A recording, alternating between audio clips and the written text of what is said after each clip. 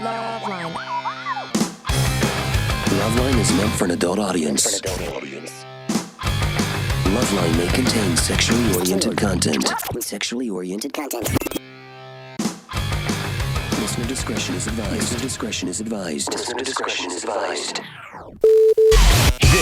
is LoveLine. LoveLine. With Adam Carolla and Dr. Drew. Hey, everybody, it's LoveLine. I'm Adam. That's Dr. Drew. Phone number 1-800-LOVE-191. Dr. Drew is a board-certified physician, an addiction medicine specialist, and tonight's my pleasure to welcome back to the program the Wildboyz, Chris Pontius and Steve-O.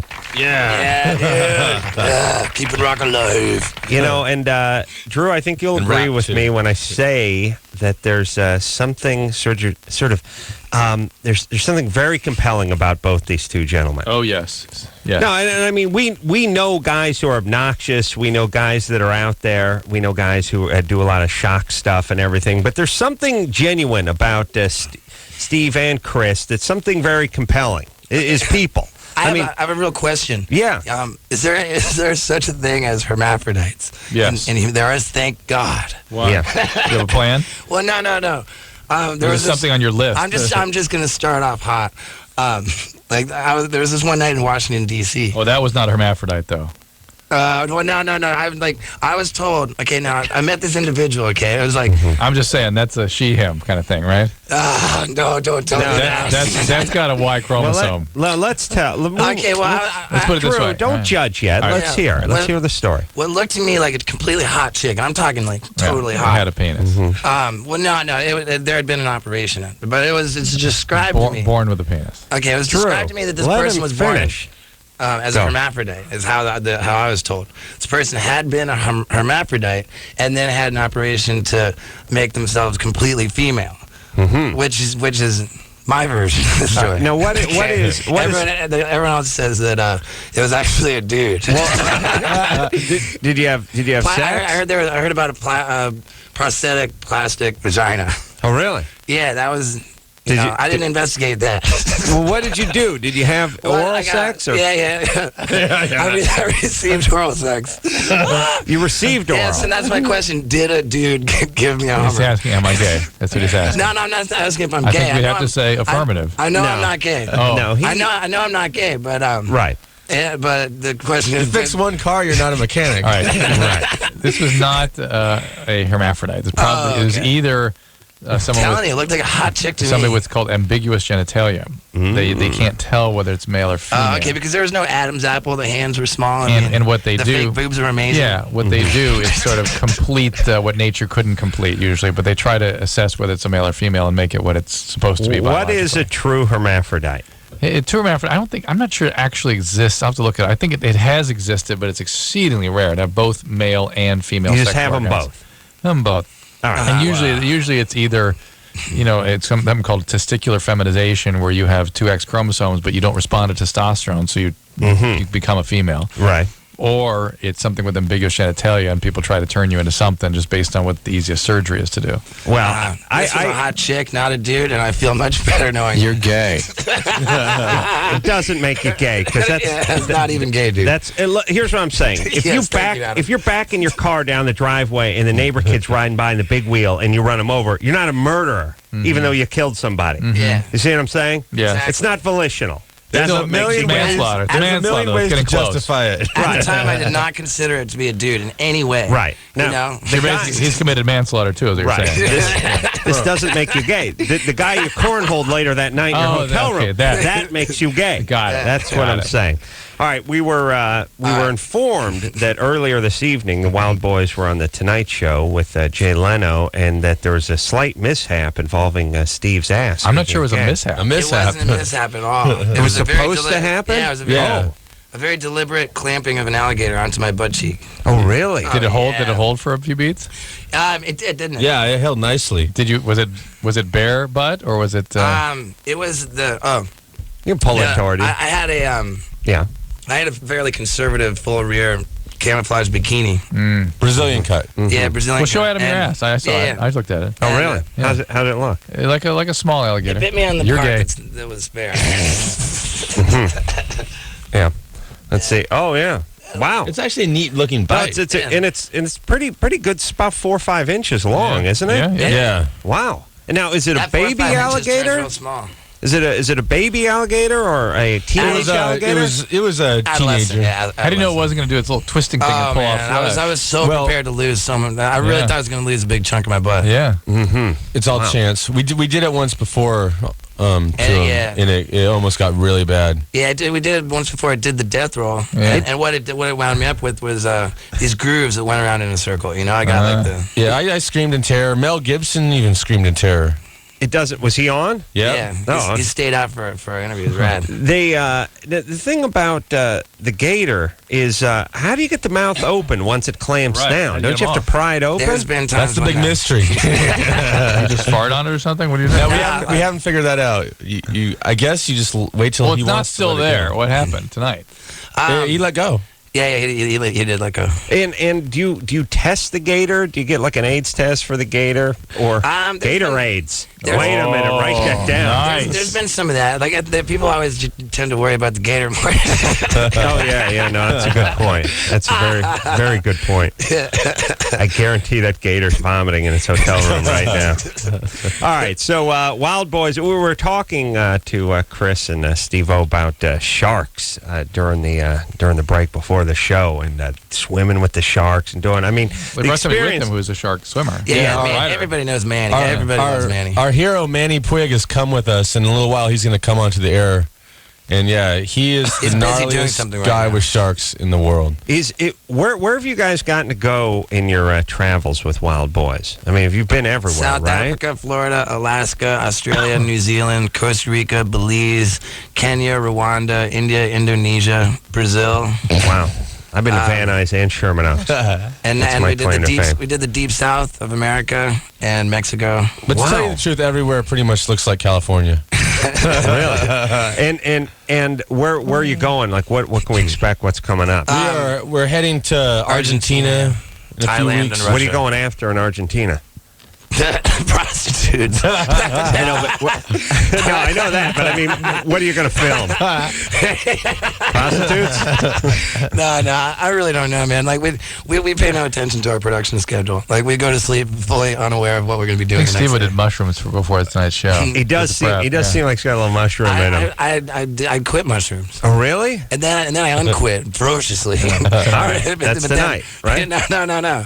No, what do you got going tonight? Couple beers? Yeah, just I had dinner at the Rainbow on the Sunset Strip. Nice. I had 2 screwdrivers, Yeah. and this is like my 3rd beer since then. Remember we told All right. Steve about that axe party we did? Oh my God, Yeah. I'm dying to tell that story. He was naked, right? I was with my former He attacked girlfriend. me with his penis. Yeah. Oh, that's right. Steve had a really super hot girlfriend. I remember. Yeah. I remember I did Stern the next morning, and I was angry about. I went to bed angry, spiteful. Yeah. And then I thought, wow, this guy's got range. One minute he's getting a BJ from some he-she. Yeah. The next minute he's got some hot, wafy supermodel on his arm. Oh, my and then God. the next minute he's got an alligator on his You need ass. variety. Well, you know what? Yeah, absolutely. Who But, was that? That was some model? Yeah. That was his girlfriend. Yeah, and my girlfriend, May Ex-girlfriend. Anderson. Yeah, she's the best, man. But Yeah, what kind of model? It's not, What? She was a Sports Illustrated swimsuit edition model, Victoria's Secret catalog model. Wow. She was the spokesmodel for Wonder Bra, I think. And what happened? I don't know. Like it just when we were together all the time, it was a piece of cake. But then, once work really kicked in. Sure. Yeah, I mean, you got to get back to 9 to 5 and the alligators on your ass and all that Oh stuff. yeah. but, So now we're at this party, okay? Yeah. And I was just. but drinking. you didn't dump her, did you? Well, no, it just kind of happened. There was just too much static on Okay, the she airwaves. dumped him. She Feel- dumped you'll you. feel better. I Good, I feel got better. totally dumped. Wow. But Yeah, okay. Kroll is back. Yeah. Yeah. So I remember at this party, I asked Dr. Drew. I said, Dr. Drew, what do you look for, in women? What fulfills you about having sex? Was my question. What, me or what Yeah, one? I said, dude, Dr. Drew, you. Like, what fulfills you about having sex? And Dr. Drew walks around. Okay, there's he's really observing him where May was, and he whispers into my ear. He says, "It's all about the chick." Yeah. And I said, "No way, Dr. Drew. I really expected to hear, you say, like good old-fashioned love, And I said that, and he said, yeah. He said, good old-fashioned love is the 10th of 10 criteria. And then I introduced him to man. I said, this is my girlfriend. She's a Victoria's Secret model, and whatever. I was like, does that count as any of the criteria? And Drew said, that's about 7 of the 10 criteria. And I love that love came in. He was talking to somebody else. Who was this funny guy that you were talking to? Well, Drew, I remember that night. You were high as a kite. He was drunken on mushrooms. I love that. Well, we did some of those anal poppers I'm right funny before like you. that. I'm going to do that before the show. Oh my God, Drew is completely denying it, and I love that. Yes. Here's what you don't. Let me explain something about Drew. You, Steve, may be sexually compulsed, but Drew is passionate. Yeah. And, okay. And your sexual compulsive behavior can never hold a candle to Drew's true passion. He's never tried to. I never tried to. Okay. Never tried to. He did one after me with his penis, though. You did admit it. Well, when you asked me if I had a dildo that night, I'm pretty sure I didn't. I can only assume that I did. Somebody showed me a picture of that moment later too. I was like, great. So it was a photo op. Of course, I probably chased with my wiener. Man, I can't believe that beautiful creature let you have sex with her. So hot. She was so hot. Remember that, Drew? We're on great terms, and she's wonderful. All right. Let's let's tell I got to say this and take this in the spirit in which is intended. But there's that good news, bad news thing when the next guy comes along, which is wow, this chick is smoking hot. Steve-O was on top of her 3 weeks ago. Like wow, I'd have to do a thing where I really did some. I do man, I got to smoke would start pouring out of my ears. I need time to. I got to work this out. I just got to work it out. It's a catch-22. It really is. God. Wow. Oh my God! I'm just trying to. Someone could be stirring your porridge right now. Yeah, but believe me, that guy's tortured. Believe you me. All right. Man, I love being here. I feel so unaccountable for anything I say when I'm here. Yeah. It's not, no one hears this. It's not like the Tonight Show. Danny? Yeah. Danny, you're 18. What's up? Hey guys. I want to give a shout out to the Wildboyz first thing. Steve-O and Chris Pontius, you guys. You guys are gods, man. You're gay. I'm not gay. All right. Yeah, dude. You're just very confident in your sexuality. Yeah. Sexiest man beefs you're ever gonna meet. All right, Danny, what's going on? Okay. Whatever. Dr. Drew. I was wondering what your what advice you could give me on like realistic penis enlargements. Yeah, what about that, Drew? Well, no, what does he mean, though? What do you mean? What's the problem? Like it's enlarged. What do you mean realistic? What do you mean? Well, I mean, I'm watching these Enzyte commercials, No. Yeah. There is a surgery that you can do, and there's 2 stages to it. In fact, I'm going to interview. I scrubbed in on one of these surgeries and did one, and I'm going to be interviewing a guy that claims. When you say did one, you assisted. I assisted in one, and I'm going to have a guy on my television program where he's going to claim it's the greatest thing he ever did for himself, which I'm skeptical about. But the first thing you do is they dig into above your pubic bone and disconnect the tendon, or it's actually a ligament that holds the penis to the pubic bone, so it pushes out another inch or so. So you gain an inch that way. It's sort of like telescoping out. Yeah. And then they take the skin, they unglove, take the skin all the way off the penis, and sew in some cadaver tissue. Basically, it looks like a giant ravioli, and you sew that in. And goes all the way around. Goes all the way around. Well, about 3/4 of the way. Mm-hmm. And then but it goes stem to stern. Mm-hmm. And then you pull the skin back up. How many of those do you stack up, or is it just one? No, you stack pancake? up. They stack up 4 of them. Wow, I think I could do 3 and get it right. They're two like Pop-Tarts, 4 high. Yeah. And they sew them all the way around. And let me just say that you guys who have the donating your organ sticker on your license, that's where it's going. It's going to somebody's penis. No kidding. Yeah. Now, how many of these surgeries are cases of the penis actually being too small? And how many of the surgeries are cases of these people having like really whack mental problems? I think the small penis is about 1 out of 10. Yeah. Now the surgeon claims that these guys don't have whack problems. They're satisfied, happy customers afterwards. I don't know. Now, like, are there any statistics on retention of sensation? Yeah, it's all good. You get 20% range increase in growth, 1 inch in length, and normal sensation. Wildboyz go to Beverly Hills. What a great question question this guy called with too. It's like, hey, Dr. Drew, what's up with these pills, dude? Do they work? Like, should I be calling up? Pills don't do anything. Yeah, screw those pills. You need surgery, man. I want to get it. Why not? Great. I'm happy with my wiener, but I'd be happier if it was 2 feet long. Yeah. Great South Park time. Mr. Garrison gets a sex change operation. Oh, really? Oh, yes. It's on. And, well, listen, and just to I think I swear to God they were listening to this show. And as a result of that, Kyle decides he wants to play basketball. And he feels like he's a black man caught in a little white Jew boy's body. Yeah. And so he wants to turn into a big black man. And he does. Drew loves South Park now. It's his new favorite show. Think of the great message. It is. But I like to steer it back to Steve-O's penis, which I can see in my mind's eye because I have the Playboy channel. Yeah. And his penis is prominently... well, there's some shows where it's actually exposed, and then on other shows, they just put it in the lower right-hand corner. It's just like a ghost, like the one that says ESPN 2. Yeah. It's just Steve-O's joint in the lower right-hand corner. Night calls, everything. Playboy After Dark, everything. Does it wave like the flag does on Fox Channel? It'll get your attention. Yeah. Yeah, and sometimes... not actually wave like it's waving to you, but like a flag. Like, it'll screw up the subtitles, too, on the foreign amateur videos. Right. You can't read the whole thing sometimes. Steve's penis goes in the lower right. I never heard that. I've heard a lot of compliments about that show. But never that specific. Steve, he makes fun of his penis, but it's really it's quite average. you like it? It's nice. There's nothing wrong with it, and he keeps it shorn. He keeps it nicely manicured. Oh man, yeah. Dude, look what's going on today. It's smart. Oh, no. Did you see it? Yeah. He's got a 70s bush going. Listen, I don't have to look. All oh wow, it's back. It's back. I don't. If I want to see Steve-O's penis, I just close my eyes. I don't have to look across the console. Yeah, now you can do either way. That's right. You know what I'm going to do? I'm going to close one eye and see Steve's old penis and leave the one open. See the penis on my arm? Oh yeah, I remember that. Yeah. I don't remember that one. I do. Yeah. It's closer to me. I had to look at it the whole time last night. Yeah. Oh, okay. All right. It's a weeping penis. Wow. No, it's a dribbling penis. Well, Awesome.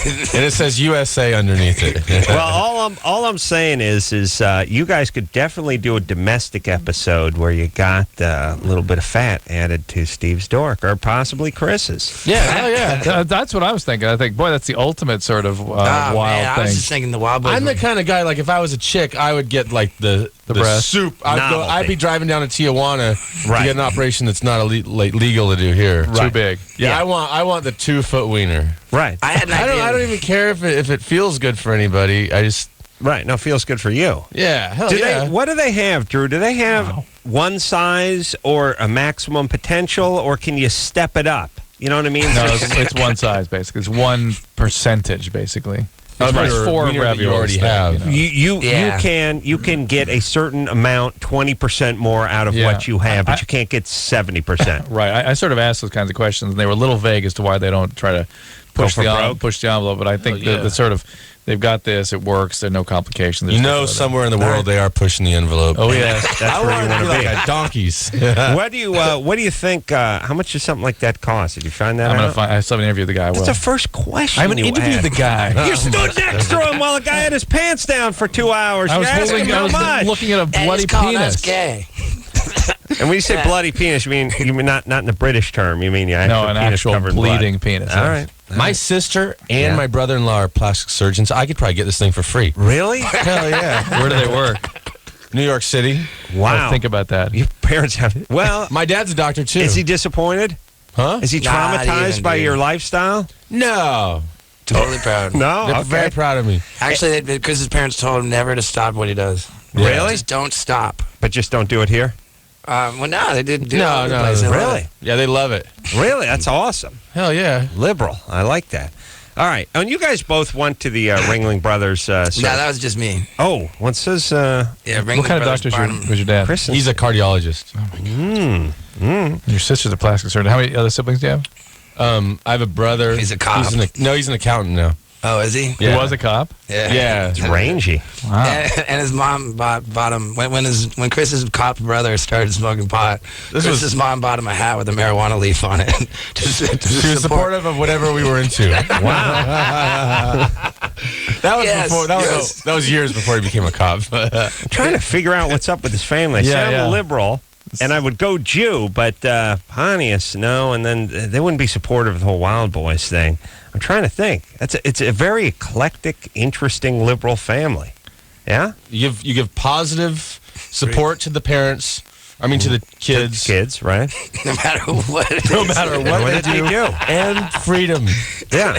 All right, but do they worry about you? So there's nothing to rebel against. Nah, my dad worries about me. Yeah. No, they really don't worry about me. They don't? They're not worried you get like trampled in a stampede or eaten by bull shark or something? They're not really worried. I think they're so used to it. They don't want me to become they'd be worried if I was a drug addict or something like that. Right. So that's where they thought he was going. Oh, I see. This is like, Yeah, totally. Yeah. I've taken my energy, my wild energy, and put it somewhere positive. Okay. Yeah, I'll drink to that. Yeah. Have you, Steve, your dad worries about you? He does, yeah, he does. I mean, like, things keep popping up that shouldn't have happened, like the lion that came up the tree and was all on my back. And, I could have died you announced, you announced last time you were here you were going to die soon. Oh, yeah.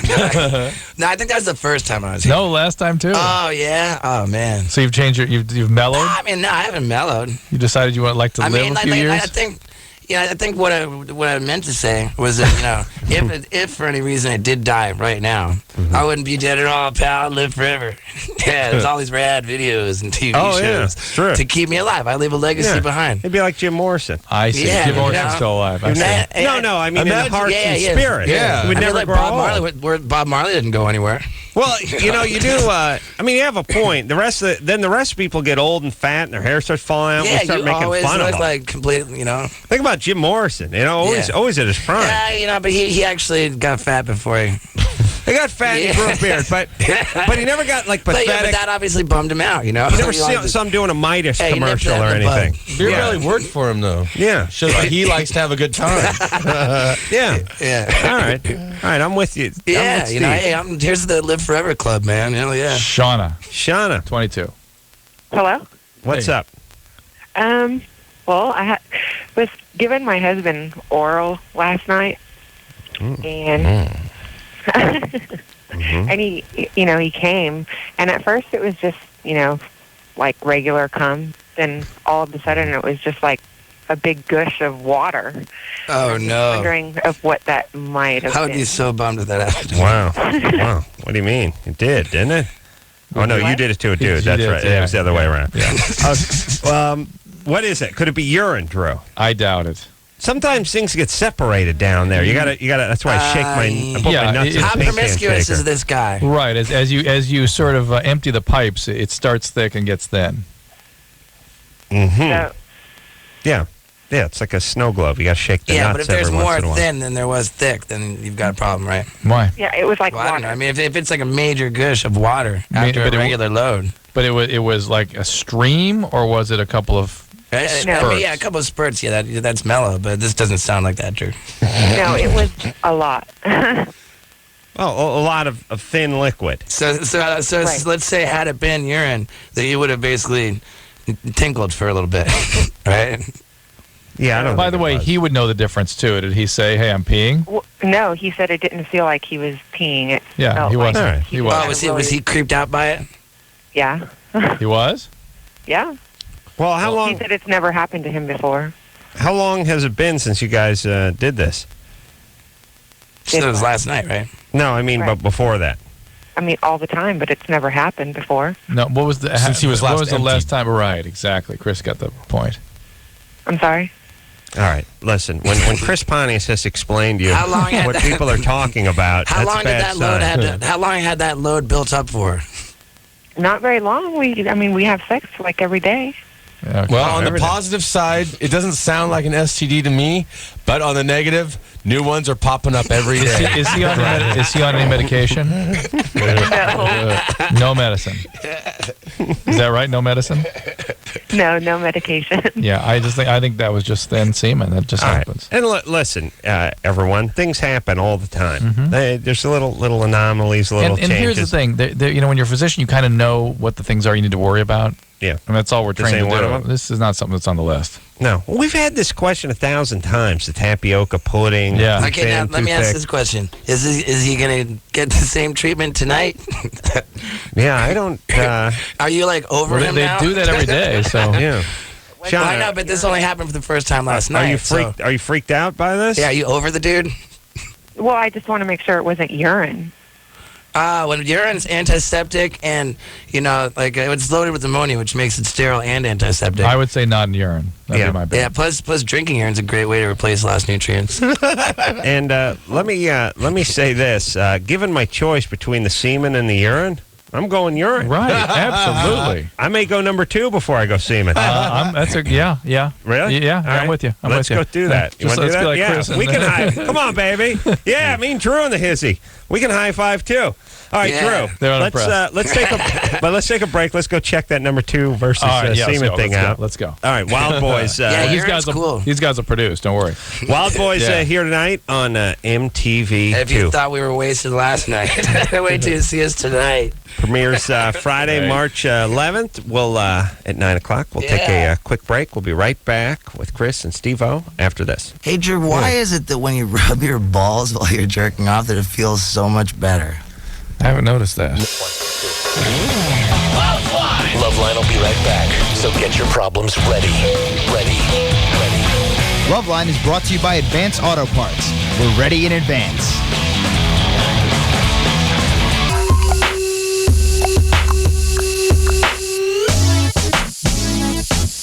Hey, everybody, it's LoveLine. I'm Adam. That's Dr. Drew. Phone number 1-800-LOVE-191. Chris Pontius and Steve-O are here tonight. You know, Mr. Wildboyz. MTV2. New season premieres Friday, March 11th at 9 o'clock. What's going on Friday, March 11th? Everyone's staying home watching MTV2 and the Wildboyz. No one's going out partying until after Wildboyz is over. Where are you guys going to be on the first episode? Where are we going to be? We're having a party. It's to celebrate the new season and Mr. Knoxville's birthday. And now I don't mean physically where Chris and Steve are going to be. What part of the location? globe? Yes. Is it Louisiana? Yeah. A Louisiana show. What are you guys doing? There's a shark scene that's amazing, but We had Manny, our shark hero. Manny took us out on like the craziest shark expedition in Louisiana. Out in the Gulf. We went out 30 miles into the Gulf, and we wanted to recreate a shark attack on a surfer. Mm-hmm. But these certain sharks only live in really deep water where they would never encounter a surfer. Encountered a surfer, so we gave them the first opportunity to attack a surfer. We needed to find out if these sharks are dangerous to man. And how'd it go? It was great. Manny tied all this bait to a surfboard, and so I was just kind of floating on the surfboard with these massive sharks. Wow. And so right when we are so macho in that scene, and then immediately as that scene ends, this new scene comes on with the amphima. Oh no, the gayest thing in the world. Oh, you got oral from another guy? This guy was a swamp rat too. No, it was just this. You see, with like a lot of this homoerotic humor is really funny to us. Sure, yeah, it is. But then later on, like when we see the tapes, a lot of the times we think, why do we do that? Yeah. Well, some people, it's not for everybody, but tell you the truth, making this show is what we think's funny and what we think is awesome to do, and if you don't like it, eventually you will. It was, we're talking a few minutes before we got started here about Drew and I arguing sometimes on the air, but rarely off the air. But you guys get along pretty well yourselves, which is pretty rare for celebrities and pretty rare for guys who spend as much time traveling together as you guys do. Yeah, it's really pretty amazing. I was asking him during the break, I said, do you guys ever have real nasty fights and then pretend you like each other on the air? And they said that if that were the case, that the show wouldn't work, and that people would know about it. I was like, that's cool, Chris and I have never had a fight. There's been times when you told me I was whack and you were right, but you didn't hold a grudge. Now, are you both, you both seem sort of gregarious, easygoing, and maybe you have the same kind of personality. We have different personalities. Chris hates being famous, and you do? Everything. Every job on Chris's resume is something that A, landed on his lap, and B, other people pushed him into doing. What else? So Chris has zero ego whatsoever. What other jobs you done? Well, before Wildboyz, of course, Jackass, and before that, I worked for Big Brother Skateboard Magazine. But you got fired a bunch of times. Yeah, I got fired, and you worked at Charles Schwab. I worked really. Yeah. Right after, a while after actually I dropped out of high school. I started working for Big Brother and it's a skateboard magazine. And then I eventually see why the parents are happy with this gig. Yeah. The first time I got fired, I'm like, oh my God, I dropped out of high school. I have no skills and anything else. What the hell am I gonna do? So first I was like, man, I'll work at Jamba Juice. Lots of hot chicks come in there. I'll drink smoothies all day. It's gonna be rad. And then I lasted 2 days, I think, and it was just horrible. Like, the second day of work, the guy from the competing skateboard magazine came in for a smoothie, and, like, he totally recognized me, and I was so bummed, and everyone I worked with was, like, 15. And how'd you get hooked up? I know we probably asked you this before, but how did the whole Jackass thing get started for you? I mean, where were you right before Jackass? I was working for Big Brother Skateboard Magazine, and it's a skateboard magazine that's published by pornographer Larry Flint. Oh, Larry Flint has like 35 magazines, including like yachting and catamaran. I wouldn't give him too much credit. He didn't start it. No, but he bought it at the end. Yeah, the editor-in-chief of the magazine, who's like the creative force behind it. I mean, he had Knoxville. Knoxville, came out with us in the skateboard videos. He just had us all, and that guy who's now the director of Wildboyz and Jackass and all, the movie and everything. The director, Jeff Tremaine, just so happened to grow up with Spike Jonze in Maryland since they were 12. So it's really just a matter of Jeff having us all. None of us skate, but we're in these skateboard videos, and the director just thought, wow, if I would just take out the stupid skateboarding, and all what's left over, we could make a TV show. And he just called up Spike Jonze and was like, hey, I got this plan. Does anyone have? It took a few years. We're always lamenting about how much money Jackass made and how little everyone got compensated, namely Steve and Chris. But any idea now that's out on video or DVD, see it on cable, everything? Oh, they're seeing something now. Paul McCartney made a lot more off Wings than he did the Beatles. Look at the watch that Steve-O's wearing. He's sold out to the man now. Completely. Wow. You see that? Is that a Rolex? With diamonds all around the outside. Wow. You see that? Wow. Yeah, it's the same watch as my dad has, except I got diamonds all over it. So then I said, Dad, check it out. I took you out, man. I got your watch, except with diamonds. My dad said, my homophobia kicks in anytime a man wears diamonds. So it completely backfired on me. Like, Dad, you think that's gay? I got a story in Washington. It's awesome. Sit down. That's nothing. Yeah. Did you ever tell your dad about praying for these diamonds? I did not tell him. I'm so sure my dad's not listening. Yeah, it'd be good if he isn't. What city is he in? What's that? He's in Florida. Oh, yeah. Shocking. Yeah. Shocking that Steve would be from Florida. That's amazing. Oh, my God. I put out do videos. it Germany or Florida. Wait a minute. All right, we're going to play a little something called Germany or Florida, which is all bizarre stories emanate from either Germany or Florida. So we hear the effed up bizarre story, and then we decide, is it Germany or is it Florida? You should be a pro at this, Steve. Let's speak to Anthony. Here we go. Hold on. Listen. Hello? Go ahead, Anthony. Okay. You ready? Go. Yeah. A man was found after being lost for 36 hours. He's reported missing by his wife after he failed to return from a bicycle trip. More than 40 policemen searched for him until his cries for help led to his discovery, hanging naked upside down from a tree. A video camera was positioned to capture his adventure on tape. Investigators speculate that the man who was suspended naked 12 feet off the ground by his feet was attempting to film an autoerotic situation.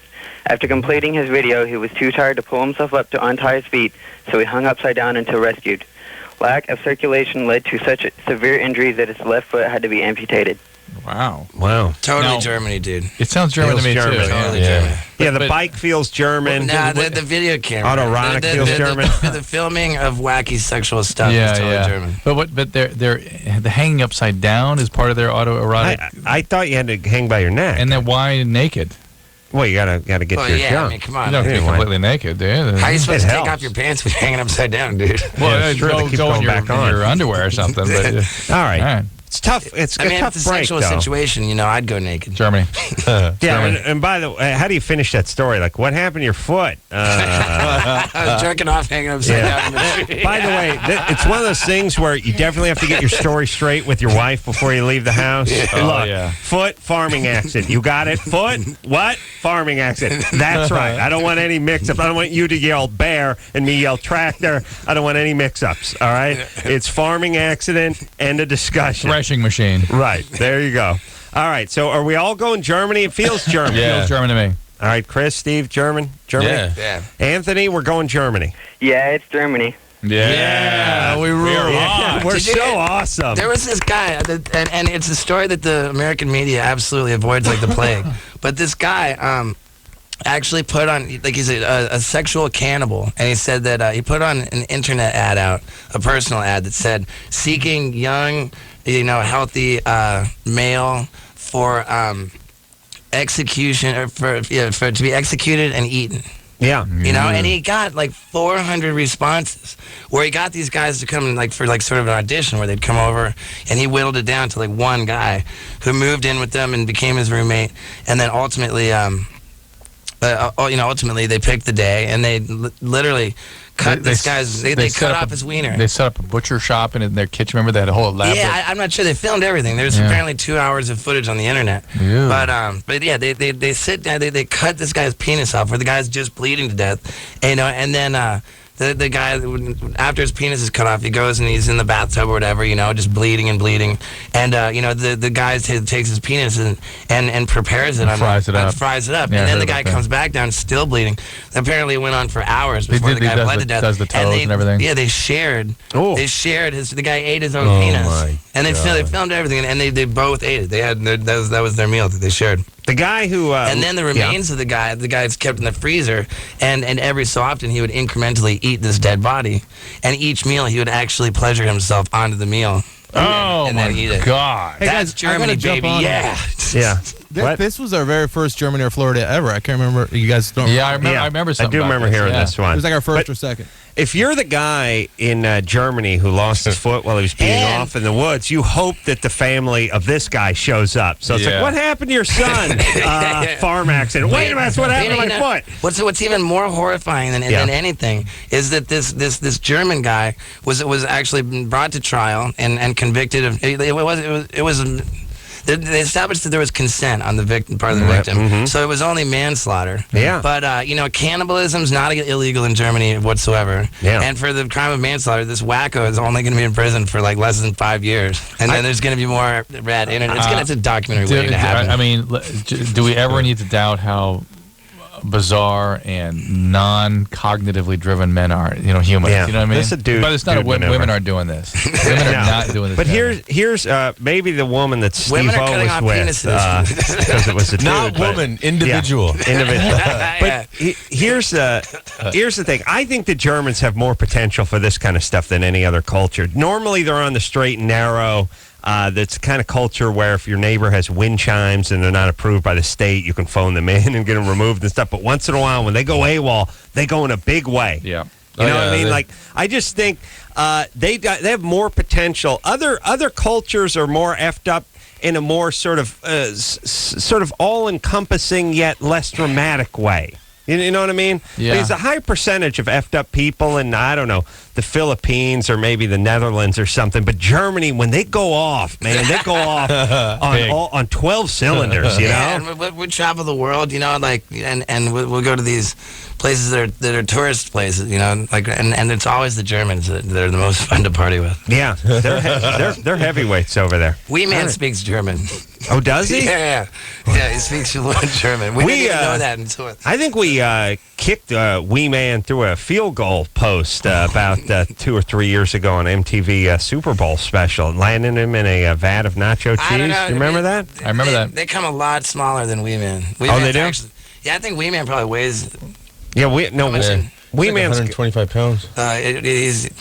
Yeah, he's a stocky one. No, let me tell you something. Dwarf, just the fingers and toes on dwarfs get up about 60, 70 pounds sometimes. I have a picture of Wee Man's wiener, and it doesn't look that good in the picture.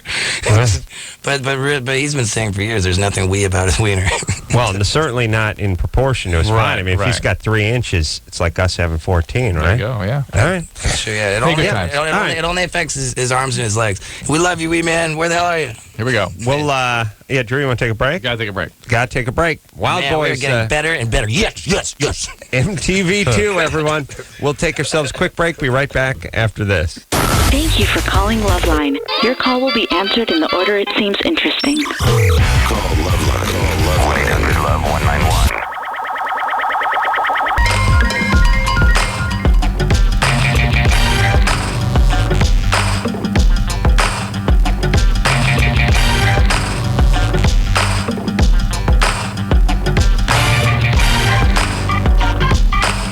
Hey everybody, it's the LoveLine. I'm Adam, that's Dr. Drew. Chris Pontius is here tonight from Wildboyz. Steve-O is here tonight as well, but we know not where. Oh, here he comes. Last time he was here, he urinated on somebody's desk. Here he comes. What's the matter, Steve?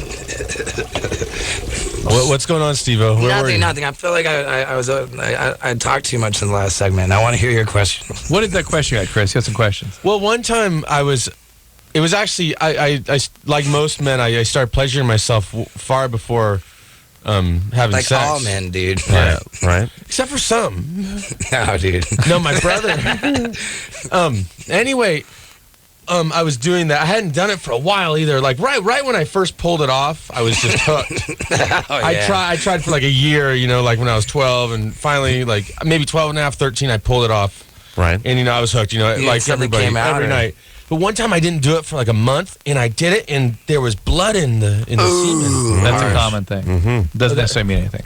That means that it's totally wrong to not jerk off all the time, dude. Yeah, I hope you learned a lesson. Yeah. You never stop. Once you get started, you can't stop. I love that we can say jerk off on the radio too. Yes. Yeah, it's awesome. Yeah, you know why? Because we're doing an important show that helps people. It's easy to please, too. It's nice. Yeah. That's your big question? No more? Come on, you got to something better than that, dude. Yeah, hold on. Give me a little bit. All right. We'll take a call. Chris will line up another.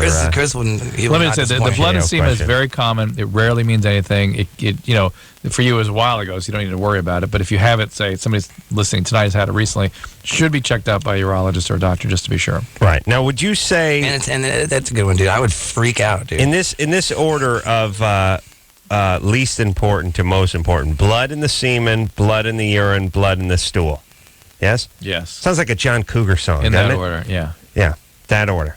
Okay. Yeah, blood in the urine, blood in the stool is a little more a little more specific. It's only 3 or 4 possibilities, likely possibilities. The blood in the urine, a lot of different possibilities. Dr. Drew? Is it true that pineapple juice makes your semen taste better? No, apparently not. and really, how much better are you going to make it? You know what I'm saying? I don't know, man, because They say chocolate. I have to confess something on the radio. I did recently, like when I was maybe like 15, I had a little taste, Wait, you mean? But not a real taste. But recently, I did go for a real taste. I want to know how much I should appreciate what women put up with. Yeah, right. What women put up with. Right. That's a good way to explain. What'd you learn? I really appreciate it because it tasted disgusting, and it was my own. And what? Yeah, no, dude. It was It's the act, dude. No, hang on here. It tasted bad. And I wasn't offended by the idea. What do you mean it's the act? What do you mean it's the act? The actual, because like there's been. You like the way you're seeing it? There's times when you're pleasuring yourself and you just completely hose down your own pace, like, oh really? I can't do that by accident, But dude, no, I know. Easy. I'm not saying hose down. If I was hanging upside down like that German in the tree, I could probably get myself. But have you ever taken like a real scoop, like a real taste? No, dude. There's one time I shot myself and a little bit landed on my lip, and I was like, it's the kind of thing where you're like, and I just gave it a little lick. But can you imagine making that taste better? No. How much better is it going to be? But I didn't lick it enough to evaluate the taste. We've had, I was so disgusted. Occasionally over the years, we've asked people to sort of do some research, and they no one can find a way to actually make it taste good. How you can make your poo better? You know what I mean? Things come out of you, and they come out in the form they come out in, and that's that. Yeah, I was not pleased with the way my semen tasted. Right. Were you disappointed in your balls? No. Okay. I am not pleased that you tasted your semen. Steve-O. A scoop, by the way. It was a scientific experiment. Steve-O got a taste of himself when he French kissed that dude. Oh, yeah. After he's finished. Yeah. Listen, I disagree with Chris, though. Women enjoy it. I've seen the porn where they lap it up like, I've seen them lap it up. That's you think acting is bad in porn. That part where they have to pretend to enjoy it. Oh, give me some. I like when the two women pretend to fight over it. Yummy. It's like they're not really fighting over it. I guess some people like Brussels sprouts and some people don't. And I think it's really the significance of it isn't in the taste of it. There's more going on there. But Adam occasionally has pointed out that men still got a little bit rougher. You're a churro. Yeah. I say when women complain, I say, what do you want to do? Put a churro in your mouth or go down on a abalone? you know what I mean? Put your face in an abalone. Stuff your face right in a big abalone shell. Oh, I love it, man. I eat everything. You do? Raw abalone? Well, no, I'm saying ass.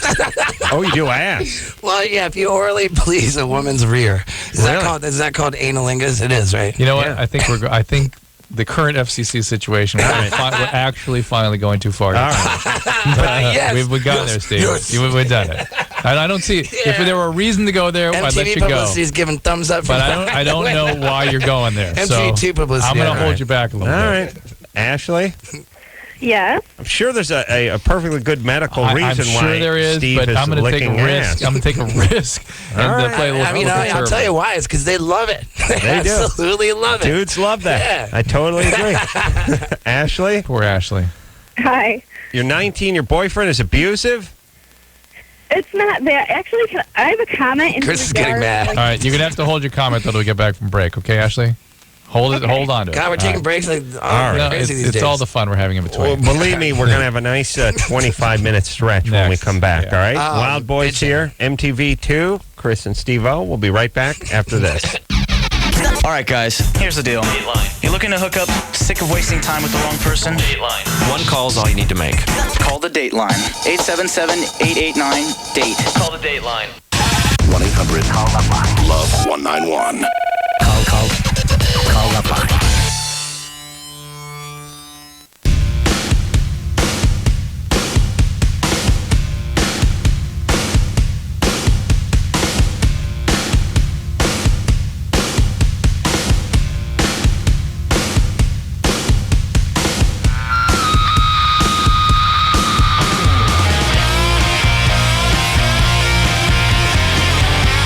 Hey, everybody, it's the LoveLine. I'm Adam. That's Dr. Drew.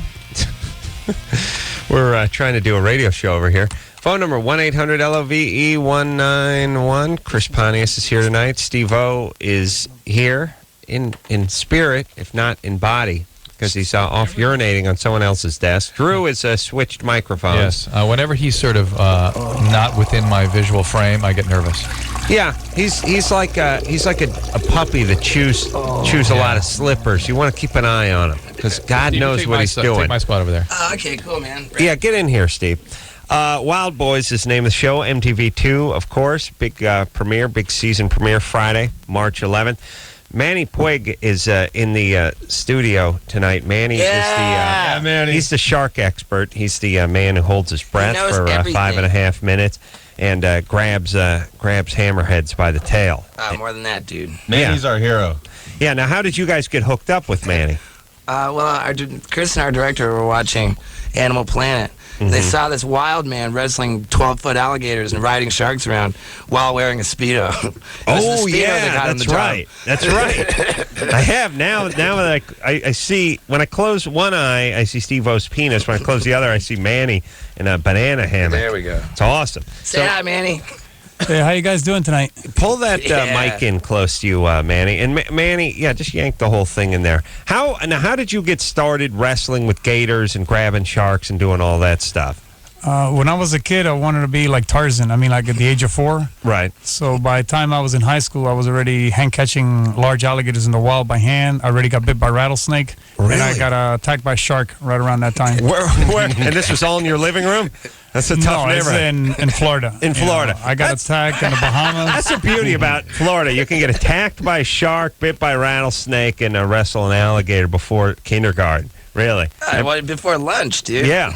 And so, I mean, a lot of wildlife around there. But I think people have two reactions to wildlife. They're either sort of, freaked out by it, like, oh, my God, I'm freaked, get that spider out of here, or, my God, there's a snake out in the lawn or whatever, which about 99% of the populace. And then there's that 1% that's drawn to it. I don't know that there's a third that's in between that just doesn't seem to care one way or the other. You're usually kind of freaked out or usually drawn to it, and the majority is freaked out, and then there's the Mannies of the world. But you've done stuff that other people didn't do before you. Is that correct? Everything does. Yeah, I broke barriers and with the alligators, like swimming underwater with them. I was the first guy to levitate an alligator. How do you levitate an alligator? I reach underneath and grab him by the skin underneath his jaw and slowly lift him up, and the alligator stays real calm when I do it. Like 12-foot long alligator. Wow! And let me ask you this about animals: do they see? Here's the thing about humans: you could levitate a handful of them, and then the other half would stab you, and then the other half would ejaculate. You know what I mean? We're all over the map. You know what I'm saying? But an alligator, if you know one, do you know all of them? All alligators are different, just like people. Some are more dangerous, more aggressive than others. But every alligator, if not the first or second try, I can levitate them. Really?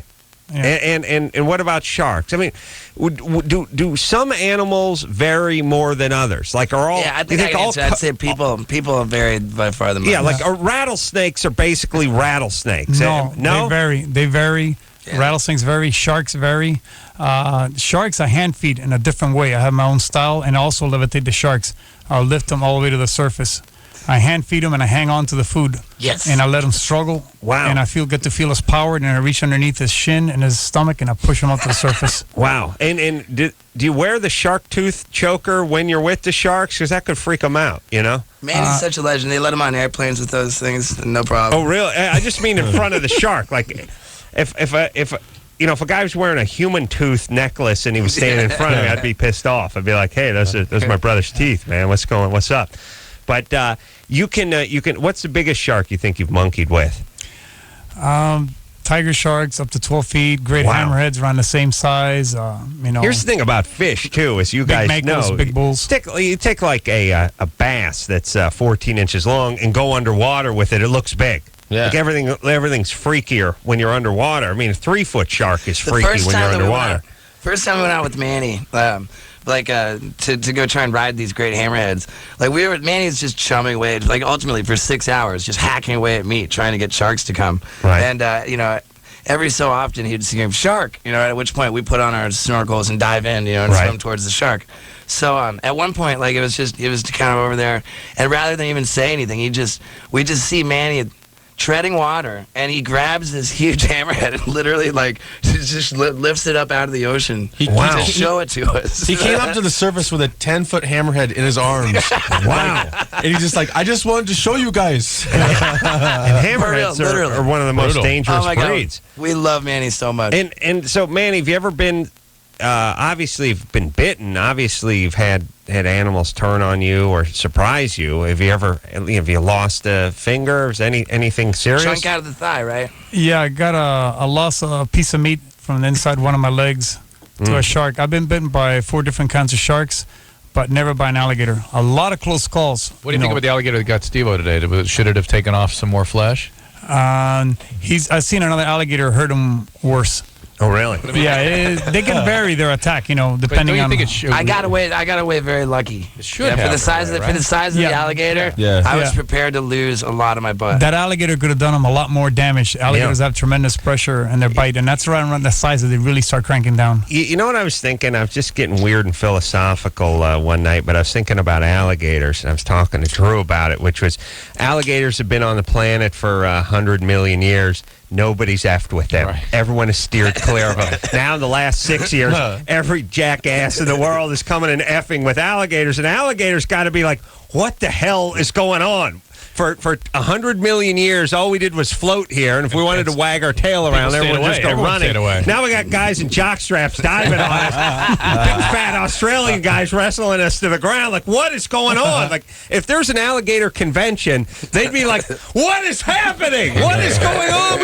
We had a run of 150 million years with nothing, and now the last 18 months, it's hell.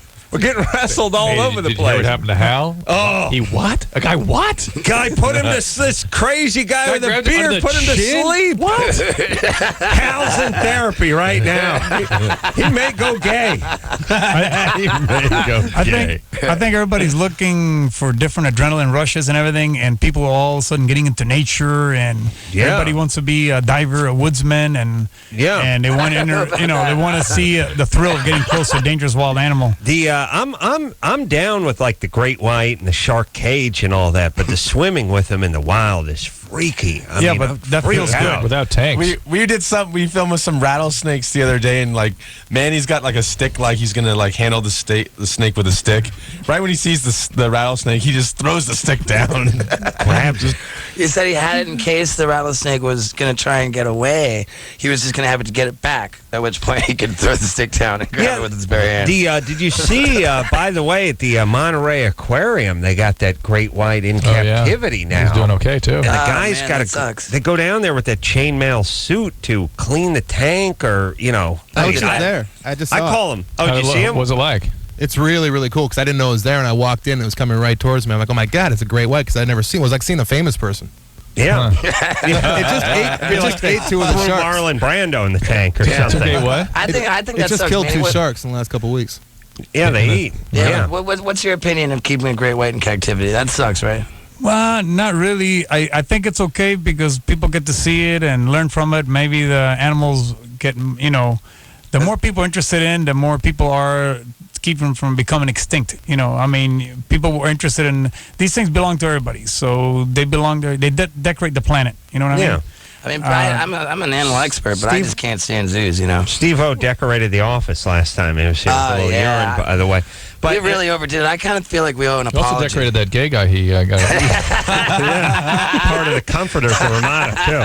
Let me say this about Manny. Well, I actually watched a video today of the guys going down and swimming with this great white at the Monterey Aquarium, and they're put on chain suits to go down and do it. But I thought, what pussies. Manny could go down in a Speedo and first off delight the throngs of school kids that were there watching. Well, flip the shark over and scratch its belly. But just Manny underwater in a Speedo would be nice for the ninth graders that were visiting from local junior high. You're right. That would be awesome. But would you go down with that great white in a Speedo? Yeah, absolutely no problem with that. I'll go in with any shark, anytime, any place. Really? And what I do is I try to get the shark to come as close to me as possible so I can touch it and interact with it.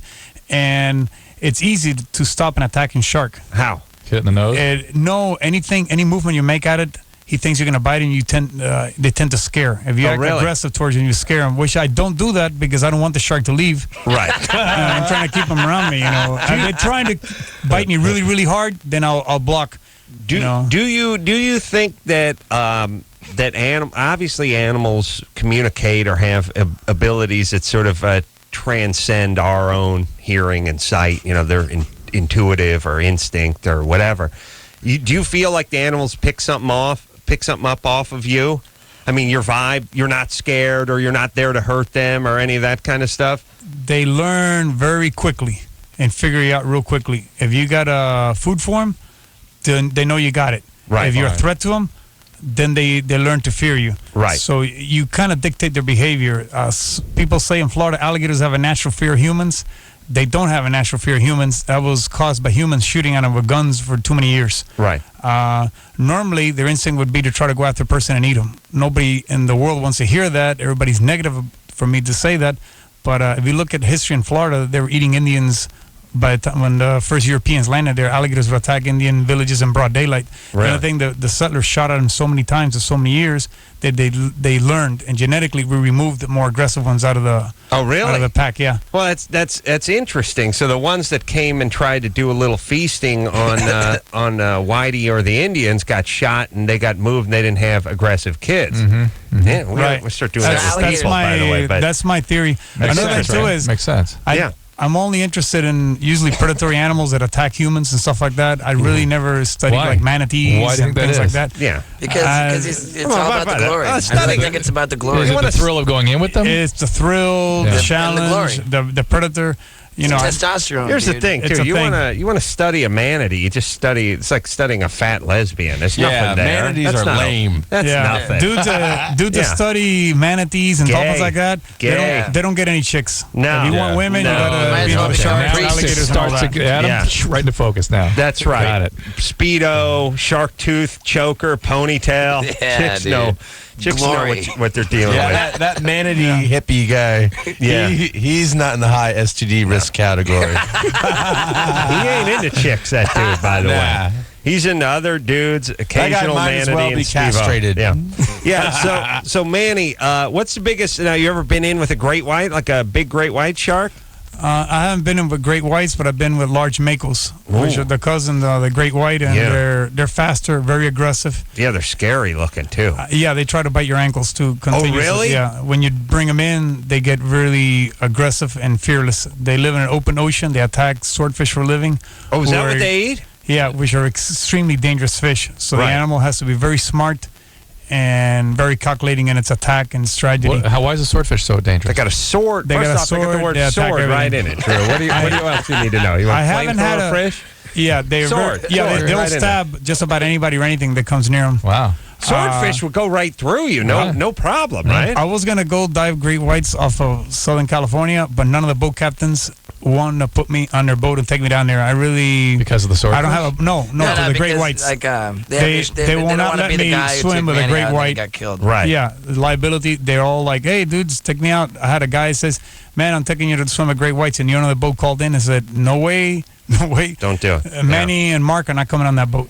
Yeah, well, they have the ones over there that come up from the bottom and do that cresting. They all kind of do that, right? That's how they feed. Yeah, but these ones, especially in Northern California, do this whole thing where they attack the seals that way. They just come down and they come straight up, and they come sailing into the air 8-10 feet in the air. They completely get out of the water, which is crazy for they breach for a 2,000-pound animal with a 500-pound seal in its mouth. So oftentimes, sometimes they just knock it out of the way. It's the Pacific great white sharks that eat the big 500-pounders. Over in South Africa, they eat that's where they do the jumping. It's really. I think they do. I think they do the jumping in Northern California, the breaching in Northern California too. They were able to get them to, but what they naturally hunt for doesn't. Swim at the surface. They hunt elephant seals, which are the bigger great whites go after the elephant seals. By the way, the mako jumps 20 feet into the air. Oh, really? Yeah, they're sleeker. They're lighter. They're the fastest shark there is. The adult mako is really fat, but his face is sharper. He doesn't carry as much front weight as a great white. He's got more meat towards your rear to give it more propulsion. But Manny, which one is the most aggressive shark of all the sharks? To me, it depends on their day. I've had very aggressive behavior from bull sharks. I got attacked by 6 bull sharks for a half hour nonstop one day, and I had no food for them or nothing. It was just an all-out attack. What'd you do? Nothing. Okay, they just went after me. Manny, is how do you defend them off? By attacking them and scaring them. And not that I'm going to physically hurt them. Just every time I go after them, they back off, and then they come after me again. And it was this dog game went on for a half hour until the boat finally picked me up. They would not let up on it. They were determined to have me, and it was 6 of them. Okay, and they were ganging up on me, and they were trying to have me. I also work a lot with the tiger shark, which is the most man-eating shark there is. They're the ones that are the cause of all the surfers with no arms are all tiger sharks. He actually put a tiger shark to sleep. No, I tried. I rolled the tiger shark on his back one time to see if it, try to put him in tonic immobility. As he swam by, I grabbed him, rolled him, and he took off with me, holding on to him. Yeah, as he was swimming upside down. And then, I just let him go. But I can put a shark in the tonic immobility, but it's not, if it's a fresh shark just free swimming in the ocean, it's not that easy to do. You got to pin it just right. Sure. I've done it with hammerheads, lemons, and silky sharks. Oh my God! The best is when they go on the boat and they find like a humongous like lemon shark, and they like track it. They pace by it side by side, and then Manny jumps off the boat and lands on the back of the lemon shark, and then stands up and picks him up in the air. Like Aquaman. It's called shark jumping. Yeah, we used to do shark jumping. My partner Mark Rackley came up with that invention. Manny. Don't say partner. Yeah, that means gay. Okay. Well, hey, your bro. My bro, the extreme cameraman, he came up with that idea. Yeah. But we used to use a boat to track the sharks that way, and plus the sharks would get so mad they start attacking the boat. And when you jump in there, I got my thumb almost bit off doing that. By the way, I had to put my hand inside the mouth of a lemon shark to pry it open. Yeah. Cut my hands and get my thumb out. Yeah, I look, for the amount of animals you're effing with, you're in remarkable shape. I mean, you could be missing, fingers and toes and a nose. I mean, for the amount of alligators and sharks and rattlesnks you've been effing with for the last 30 years. I go with the grace of God. Good. That. Yeah. All right. So Manny, hold on a second. My question, yes. I just want to ask Manny this. If you were to one day be with the shark and just absolutely be just killed, just torn to bits and dead, would that be a peaceful death? Like you love sharks so much. I don't really think of that. I don't want to have a peaceful death of any kind. I don't want to be Steve-O.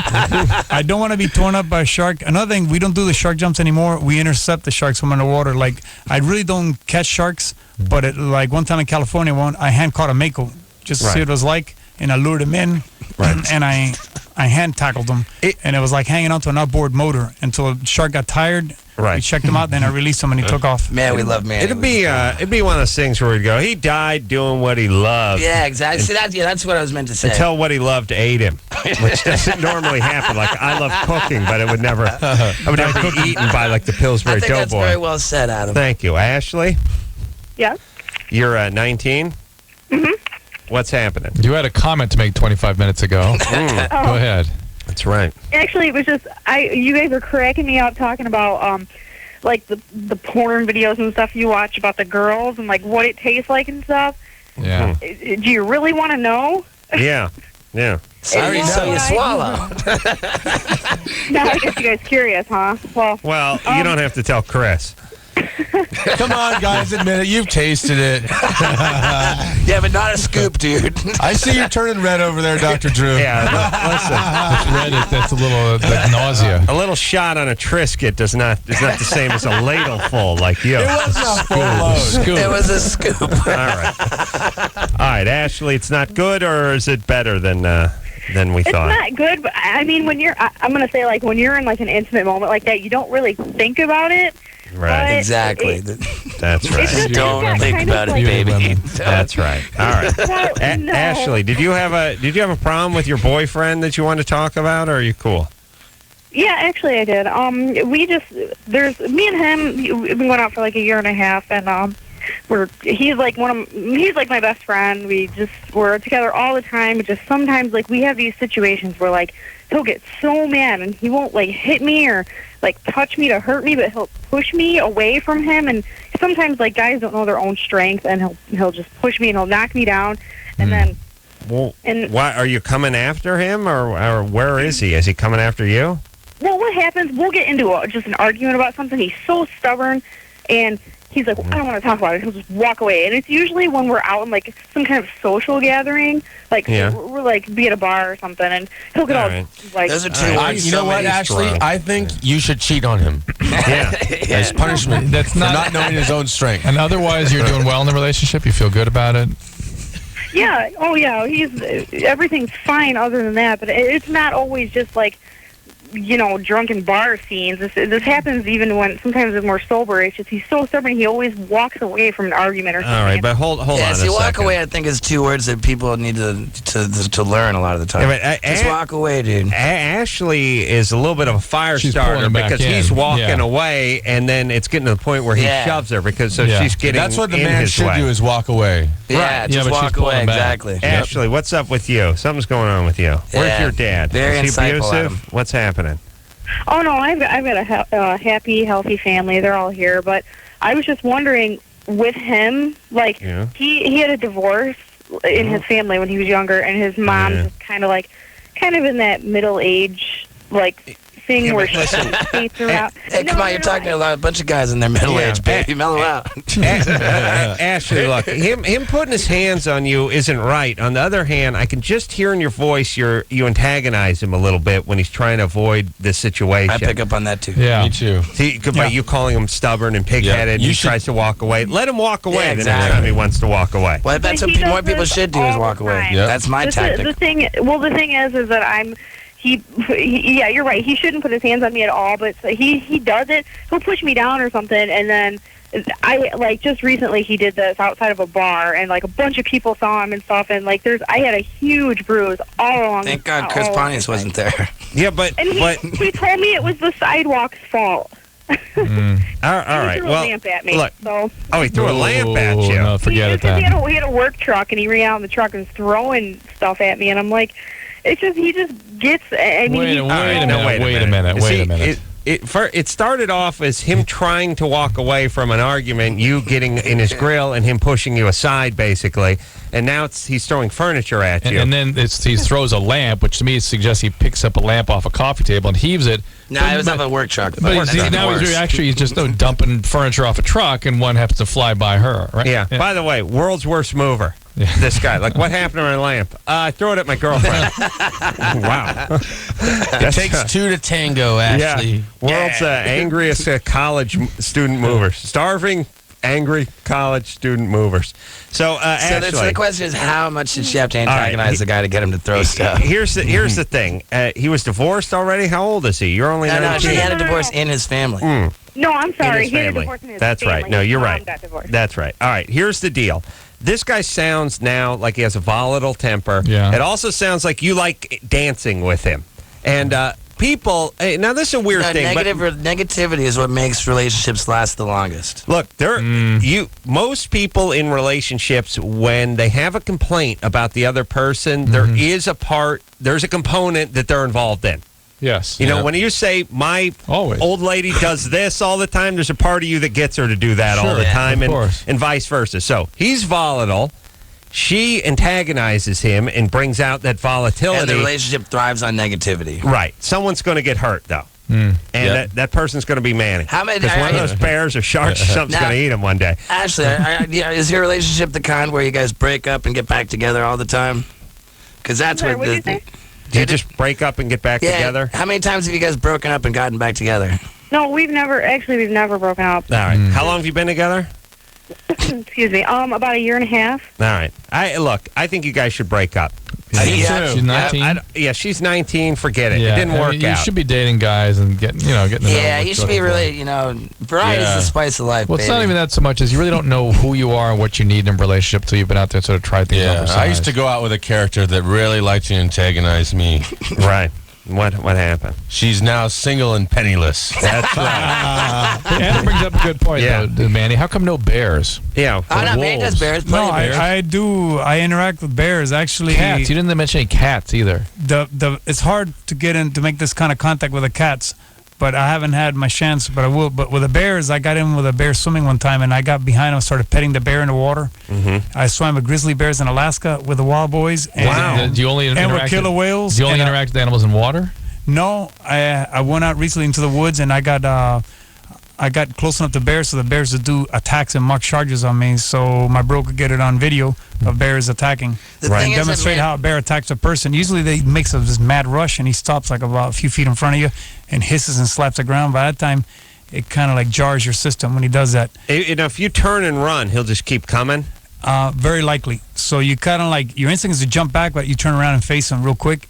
And like the female attacks. It's usually the female does it. Attacks the male bear when she's got cubs, and when the male bear takes off running, she runs after him full blast. If he holds his ground, she hesitates a little bit more on her attack. But the ferocity of a bear is incredible. It's genetically, again, the more aggressive females like that are the ones that protect the young. So that gene is passed on over generations, making the bears extremely ferocious. Isn't it nice the way man looks at these things? He's a very truthful. Man's got to know where you're going. Nature does not reward. But there's also cowards. no sort of fantasy involved. No myth. It's just evolution, evolutionary pressures. That's all you got. Is the Kodiak the most dangerous, or do you think the grizzly is? Well, the Kodiak and the grizzly are in the brown. They're brown bears. The grizzly is almost like it's a brown bear. It's like I would say a subspecies, but it's practically the same bear. The black bear and the brown bear, two different ones. The black bear is more unpredictable, and they're more in contact with humans. So most attacks done on humans are done by black bears. Both have killed and eaten people before. Now the Kodiak is the largest of the grizzlies of the brown bears. If you want to say the brown bears found from Eastern Europe all the way to Western North America. Now we can add chimpanzees to your list of animals you need to get involved with. Yeah, now you got to understand the largest carnivore, land mammal carnivore on the planet is the Kodiak or Aleutian bear, that coastal brown bear over there. They can get up to like 1,500 pounds. What about, we got to take a break, but I'll tell you the most dangerous prey of all, Drew, man. I like those movies when they would do that. The hunter, he wants the ultimate prey. Man, we got to hunt man. It's like, really? The guy in the jeans and the sweat jacket? Not the polar bear? Not the Kodiak. Not the shark? Nothing? Man? I think I can answer your question, though. Like, Manny's not interested in animals that are in captivity. So that's why you're not going to see him with big cats, because they're just too hard to track down. All right. Manny Puig is here tonight. He is he's the mentor and the muse of the Wildboyz. Chris makes Tarzan look like a pussy. Yeah, they're hero. Chris Pontius, Steve-O in here. Aquaman equal. Yeah. I don't know, man. Yeah. It's kind of like if you mixed Tarzan and Aquaman, but they were way radder. Yeah. It's like he's got a beard and a long hair. It's like Aquaman meets Aqualung. Yeah, little Jethro Tull. We'll take a quick break. We'll be right back after this. 1-800-LOVE-191. LoveLine. LoveLine with Adam Carolla and Dr. Drew. We'll be right back.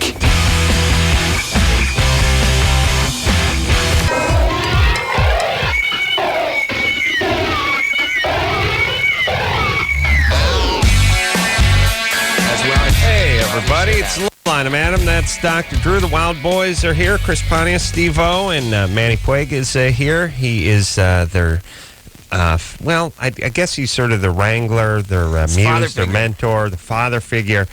He goes out, he rides sharks, he wrestles bears, he puts alligators to sleep. He's a man amongst men. He's never been wrong, you know. He's never been wrong. Got to go. Yeah, he's the best. He's the best guy there is, you know. And so I want to talk about the polar bear. Which he doesn't put out. Oh, he doesn't. He doesn't. I mean, the women absolutely flock to Manny. Oh, yeah. And you know, he's got this amazing story about this one time he was at a campsite, and this girl invited him into her sleeping bag, and he wouldn't do it. Well, she couldn't even get his zipper down, he said, and he exploded. Oh, really? Yeah. That's true, right, Manny? Yeah, that is true. He's a man. Yes. Manny's a passionate, very passionate man. Oh, no, he's the best. Yeah.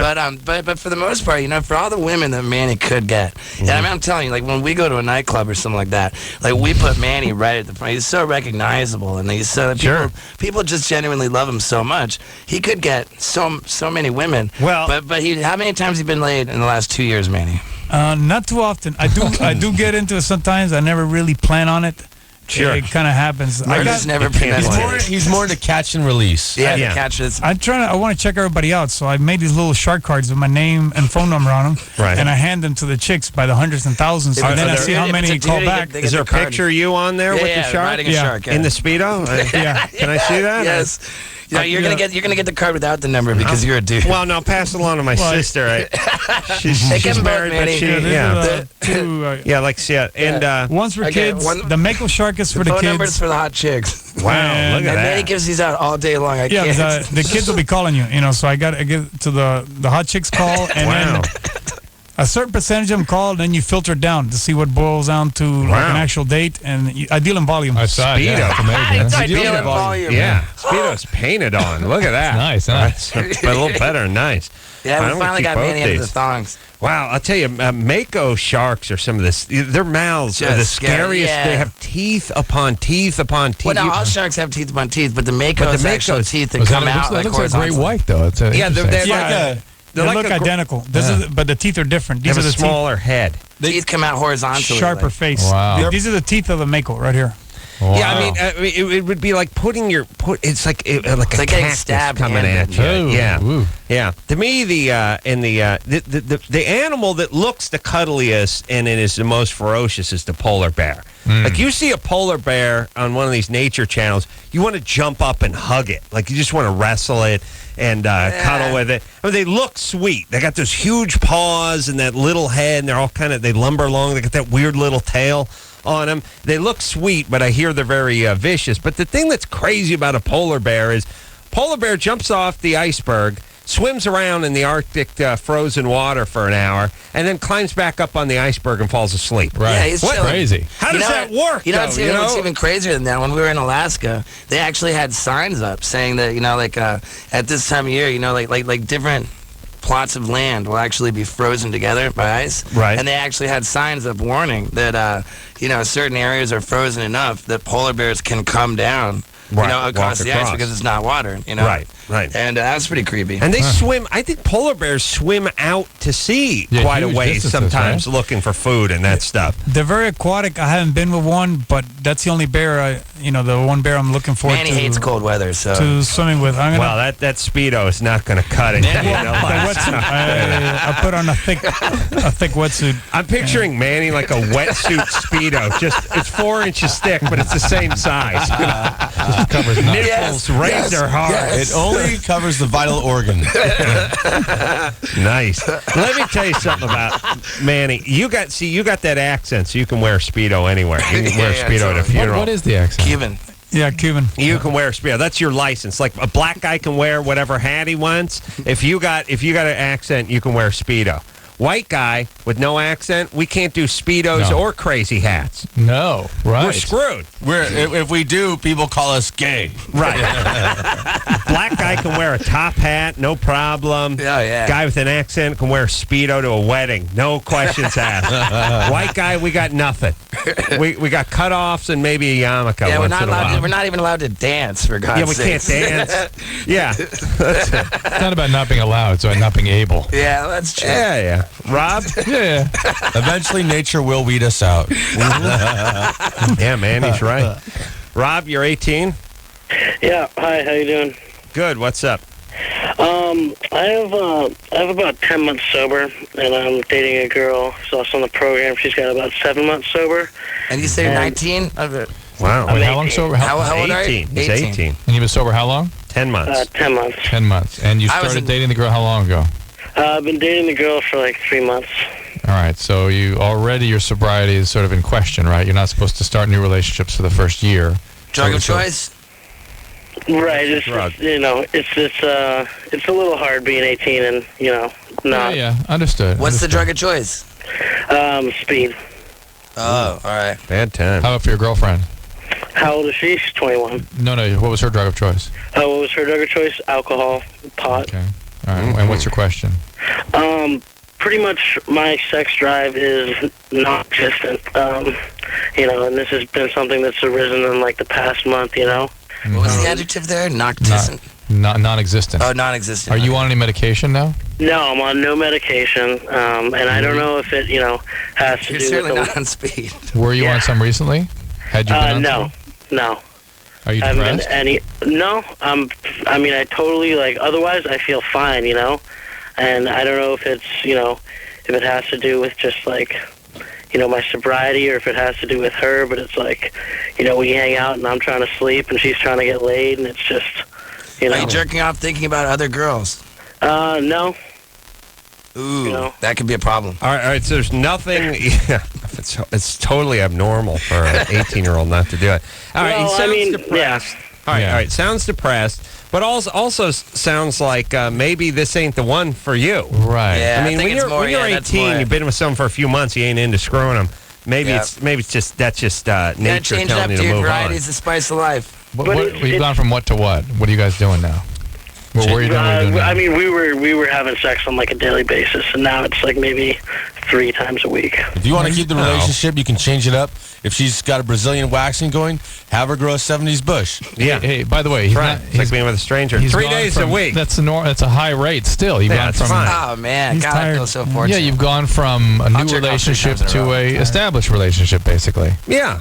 Look, everyone does this thing. First off, you bang the bejesus out of everyone you meet. That's the whole plan. Yeah, that's what I do. That's what Steve-O does. But that's what the hermaphrodite and Steve-O, that's what happened. What are you going to do? Right. What are you going to do? Living. You have to sort of bang the last guy out of them. I hate to say it, but it's like a rag that needs rinsing and lots of rinsing and squeezing and soaping. You have to have so much sex with them that you actually knock the last penis out of them. You do that at the beginning. Plus, a new broom sweeps clean, as they say. You're anxious. It's like your first day on the job. Right. Eventually, you settle into a rhythm, and that's a couple days a week, and that's fine. That's perfect. It's not But you can't compare yourself at month 8 to week 2. Oh yeah. Yeah, and you guys got to try some of that freaky stuff. Hey, I love Twinkies, man, but I can't live on just Twinkies. Do you know what I mean? Yeah. Yeah, but he will put his cream filling inside another guy. I'll tell you that. Well, okay. Jessica? Jessica. Yeah. Oh, you're the hooker therapist that called us 2 months the ago? one you guys didn't like very much. Yeah. Wait, why didn't we like it? I like you, it's but- not a matter of liking you. Oh, it's not a matter of liking you. It's a All right, don't try it's to the boundary talk. issues. All right, do you have a... quiet. Okay. All right. Ask your shark question. Yes, I have a question about, I've been learning to surf, and there's a place in Mexico where I go down, and it's in the Bay of Banderas. And my friends, a bunch of guys that I surf with, tell me that it's totally safe there and that there aren't sharks because there's like a coral reef with dolphins, and that dolphins are aggressors towards sharks. So I've been believing this. No. When I go down Yeah, there. that's not true. Manny says no. Being a surfer that gets attacked by a shark is like winning the lottery, So it's very rare. Very rare. Right. Dolphins and sharks hunt together. A lot of times, some of the sharks actually eat the dolphins, but we have a video of a confrontation between sharks and dolphins. It was a black-tip shark. It's a small shark, and it's actually the shark attacks the most people right now, and they push the dolphins back. Oh, really? Yeah, when they went into a frenzy, the dolphins didn't want no part of that frenzy. And they back off of that atrocity. No, it's really it's really the dolphins are the college students and the sharks are like the gangbangers. You know? Exactly. I mean, They're smarter and they go, we don't want you're on no fire, part. Drew, on fire. Yeah, you're really that was but smart. You got You're some very smart. gangbangers all Adam, I'm drunk. beaked up on Colt 45. You're not going to have this guy, he's smarter than him. He's going to outwit him. I'll tell you what smart gets you. I'm getting the F away from this nut Exactly. job. Walk away. Right.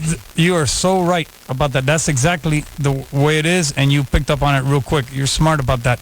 I'm smart as a dolphin. And maybe smart. Surfers are #1 shark attack victim, and the best place in the world to get attacked by winning the lottery. if you're a surfer, to get attacked by shark is off New Smyrna Beach in Florida. Oh, That really? is shark Now, attack but capital this woman of the is world. saying, though, that she's not worrying because of the reef and the dolphins, so that's just completely No, ridiculous. she can't get attacked there by a shark.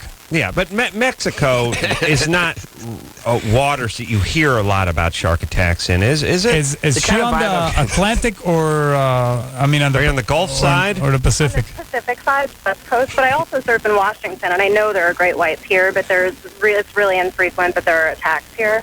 The vibe I get is that all the surfer dudes are just trying to get this girl killed by sharks. Yeah.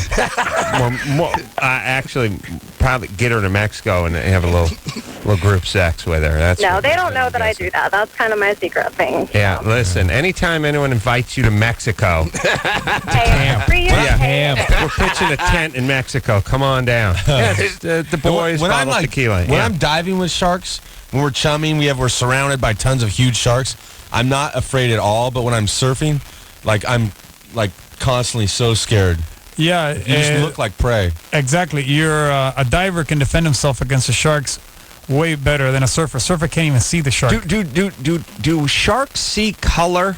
because my feeling is, and here's what I'm saying. Is that why they wear all these clothes? I'm not saying they're racist. What I'm saying is they always do that thing where the shark thinks it's eating its favorite food, but it's really eating a guy from Newport Beach. It thinks it's eating a seal, but it's eating a guy in a black wetsuit who's essentially disguised himself as a seal with this black wetsuit. Well, why not wear an orange wetsuit or one with candy cane stripe people on will it? think you're gay. better gay than I will being give eaten. you an answer on that. Better gay than lunch. Is that certain sharks are not prone to eating human flesh, and they attack people thinking there was something else, and then they spit them out. Right. But certain sharks are man-eaters and will attack the person to eat it for what it is. And once the shark has just discovered that it doesn't want to eat you, then you still bleed to death anyway. But one shark will actually hit you again and again because it's actually eating you. And what about that many years ago they had this theory that the wetsuit that was striped like the venomous sea snake would prevent the sharks from attacking? I don't really believe in any of those things. I mean, I don't think it doesn't matter what it is. The way it works out, you're no matter what color you are, you're still a silhouette. Right. Yeah, right. You know, the sharks, they know one thing. They usually like to attack when you're not looking at them. So a surfer is more helpless. They're a predator looking for easy prey, not a confrontation. Right. So most people get attacked. They don't even see the shark coming. It's a sudden surprise, and that's the way it is. If you face a shark off, then it's already a standoff, and then you go at him, and he goes, wait a minute, this thing is more of a predator. Yeah, because they don't want to get an eye gouged out or something. They got to live to eat again. This is not the only remember, in the wild, animals get a flesh wound, even fish get a flesh wound. That can be fatal. The infections and things. I mean, that's not exactly like live in a society where they can get things especially treated. when they see Steve-O and that big penis tattoo. They're like, oh, fat. Thank God microbiology doesn't apply to humans. You have a great understanding of animal behavior. I can see. Kimosabe, yes. Thank you, my friend. We could go out chumming for chicks in Speedos later on tonight. Well, I've been setting beaver traps all over Hollywood. That's a lot of fun. Maybe Manny would like to speak to Chief Thunderbear. No. Relative. No, I'm too tired. I got a nice buzz going anyway. All right, the Wildboyz here tonight, as well as Manny. On fire tonight, yes! Manny the Shark Man, by the way. Yeah. All right, we will take a quick break. By the way, if Manny came over and he just stood next to my dad, I'd look at my dad and I'd just kick him right in the nuts and spit on him and go, you call yourself a man? Look at Manny. Look at him in his beautiful Christmas Speedo. Brought a gift. Shark's teeth around his neck. Shark tooth around his neck. Look at you in your crappy cardigan sweater. And your elbow pads. What kind of man are you? All right, we'll take a quick break. Be right back after this. Call LoveLine 1-800-LOVE-191. Can I get pregnant if I do it? You get addicted to aspirin? When I pee. That's pretty accurate. LoveLine. Be right back.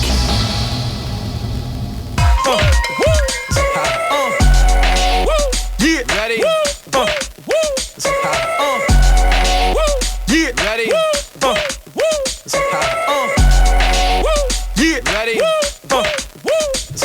Hey, everybody, it's LoveLine. I'm Adam. That's Dr. Drew. We got the Wildboyz in here tonight. MTV2 big premiere coming up on the 11th of March. That is this Friday. And we got Manny Puig in here. He is the Shark Man. Manny regaling us with all sorts of interesting stories. I love the ocean. I'm intrigued by it. I love anything that comes out of the ocean. And I love like a giant grouper. You ever see a big sea bass, like a 500-pound grouper floating around? And he's pulling something out of his wallet. He dated one for a while in the 80s. I mean, here's the thing about... Manny carries around laminated pictures of his best stuff. You know what I love it. You know what I love about... Pass it around. I show them out to the girls. The thing I love about the grouper, oh my God. Let's see this, come on. It's big. It's size of... it's bigger than Oprah. Oh my God, look at that grouper. That's a Goliath grouper.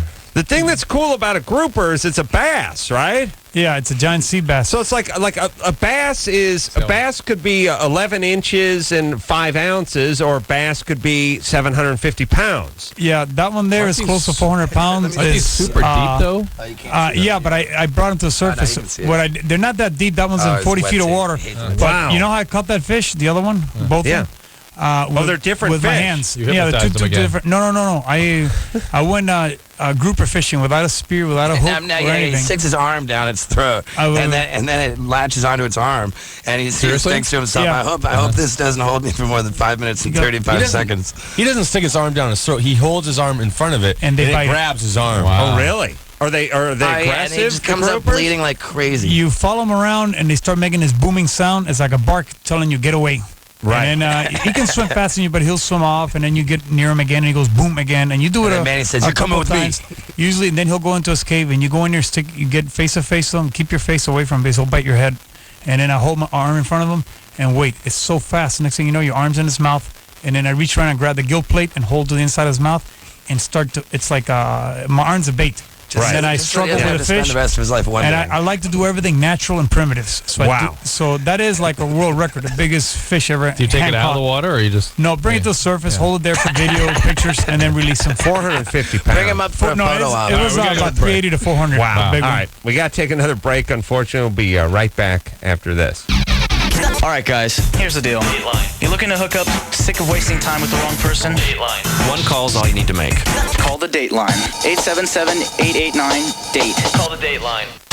1-800-LOVE-191. Call LoveLine. Live 105.